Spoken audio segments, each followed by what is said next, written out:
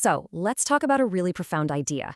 What if this whole human experience isn't the whole story? What if you're so much more than your body, your job, and all those day-to-day worries? We're going to dive right in. You've probably seen this quote floating around, right? It's on posters, it's on social media. But what if we actually took it seriously? Just for a minute. If we do, it completely flips the script on how we look at our lives, our struggles, our successes, everything. It really makes you ask, what are we actually doing here? Okay, so where did this big idea even come from? To really get a handle on it, we've got to look at its roots and see how it completely challenges the way most of us think about, well, pretty much everything. A lot of the credit for this line of thinking goes to a French philosopher and priest, Pierre Teilhard de Chardin. His whole point was that our true self, our essential identity, it's not our physical body. It's not our job title. He saw this life as a short but super meaningful road trip for our eternal spirit. And when you really start to see yourself that way, your whole perspective just shifts.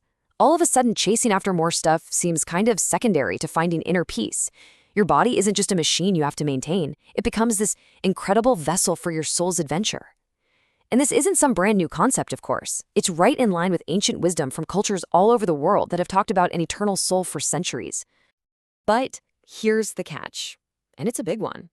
We might be spiritual beings, but we're living in a very real, very physical, and very demanding world. And that creates this constant tension, this contradiction that every single one of us has to deal with every single day. This slide just lays it out perfectly, doesn't it? It's that constant push and pull. On one side, your spirit is craving meaning, peace, and growth. But on the other side, your physical life is screaming for attention. You gotta pay the rent, you gotta eat, and you have to deal with the nonstop chatter of your own ego. It's a real tug of war. So what do you do? How do you live in this material world without completely losing touch with who you really are? How do we take care of our human needs without feeling like we're betraying our spiritual side?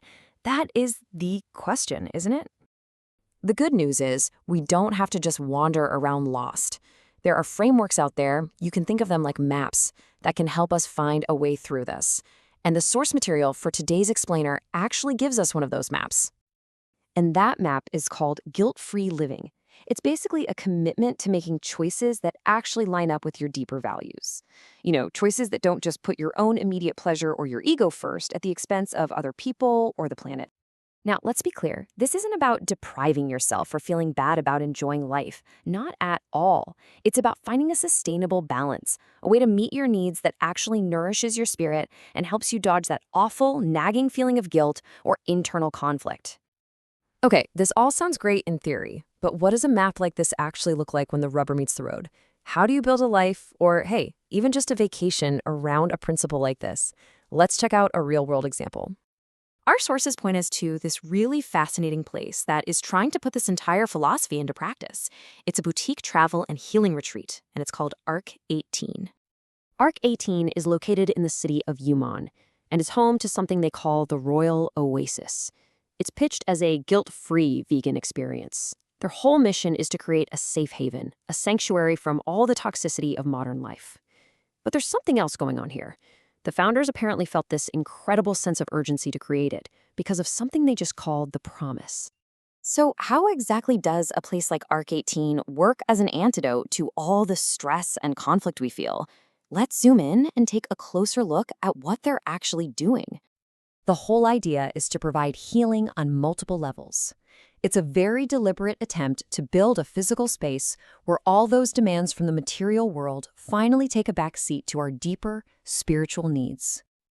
They pull this off with 4 main pillars. First, they create a wireless atmosphere, a real chance to unplug from all the digital noise.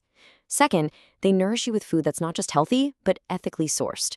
Third, the rooms are simple and comfortable, without all the wasteful extras you usually see. And finally, they try to empower you, to give you tools to take that feeling of balance back home with you. And their food philosophy is the perfect example of this whole thing in action. It's not just about being vegan. It's locally grown, it's fair trade, it's carbon neutral, and of course, it's super nutritious. Every single meal is a chance to feed your body without feeling like you've compromised on your values. And that is the single most important takeaway here.